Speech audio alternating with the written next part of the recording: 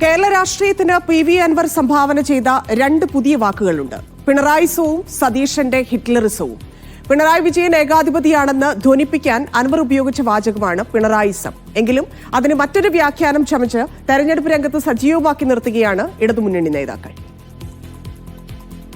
കേരള രാഷ്ട്രീയത്തിന് ഒരുപാട് പദപ്രയോഗങ്ങൾ സംഭാവന ചെയ്തിട്ടുള്ളയാളാണ് പിണറായി വിജയൻ. എടോ ഗോപാലകൃഷ്ണ, നിങ്ങൾക്ക് ഈ പാർട്ടിയെക്കുറിച്ച് ഒരു ചുക്കും അറിയില്ല. ബക്കറ്റിലെ വെള്ളം, വിരട്ടലും വിലപേശലും ഈ പാർട്ടിയോട് വേണ്ട. കടക്ക് പുറത്ത് തുടങ്ങി പാർട്ടി അണികളെ രോമാഞ്ചം കൊള്ളിച്ച വാക്കുകൾ. കുമ്മനടി പോലെ സോഷ്യൽ മീഡിയ ഏറ്റെടുത്ത വാചകങ്ങളും കുറെ കാലം മലയാളികളുടെ നാവിൻ തുമ്പിലുണ്ടായിരുന്നു. എന്നാൽ കേരള രാഷ്ട്രീയത്തിലോടുന്ന പുതിയൊരു വാചകമുണ്ട്, പിണറായിസം. ആ വാചകം വന്നത് പിണറായിക്കെതിരെ പോരാടുമെന്ന് പറഞ്ഞ് LDF വിട്ട അൻവറിൽ നിന്ന്.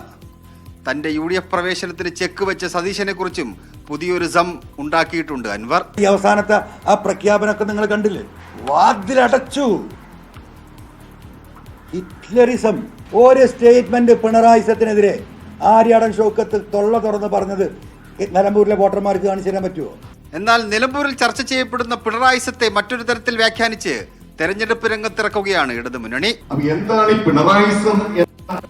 നെറ്റിൽ നമ്മുടെ നിർബന്ധ ബുദ്ധിയുണ്ട്, അതൊന്നും പരിധി നോക്കി നമ്മുടെ പശ്ചാത്തല സൗകര്യങ്ങളുടെ വികസനം അടക്കം, കിഫ്ബി അടക്കം, ആദ്യമടക്കം എല്ലാ കാര്യങ്ങളും ചേർത്ത് വേണമെങ്കിൽ പിണറായിസം എന്ന് പറയാം എന്ന് പറയുമ്പോ എത്ര പോസിറ്റീവായുള്ളൊരു വാക്കാണ്.